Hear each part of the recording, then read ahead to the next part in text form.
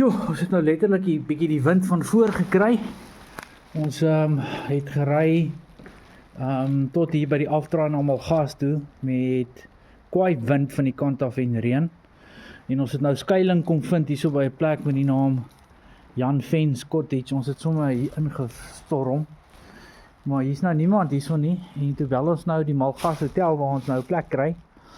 Want ons is nou bang. Hulle sê die ferry is toe. Hy kan ons nie oorvat nie, die pond, maar hulle toe sê sy nee, maar ons moet nie worry nie, die hotel sal vir ons 'n boot stuur om ons oor te vat as hy toe is. Nou ja, dit raak al hoe meer iets wat die ou nou nie beplan het nie, maar in 'n geval ja, hier is nou, soos ek sê, ons staan nou maar hierso in hierdie ouens se plekkie onder 'n afdak ten minste 'n bietjie uit die weer uit. Nou sien ons oor 'n uur lyk dit my gaan dit ophou reën, so ons hoop maar dan. Maar ja, ek is letterlik op rooi met my krag. So ek is in die rooi. Ek is in die moeilikheid. So daar onder is 'n plaashuis. Liesel probeer die ou bel.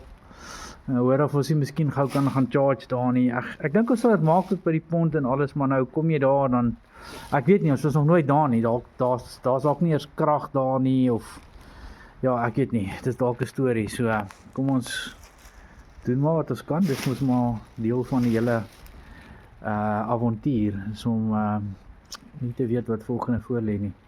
Maar ja, ons is lekker papnat. Okay, so ek sal julle op hoogte hou.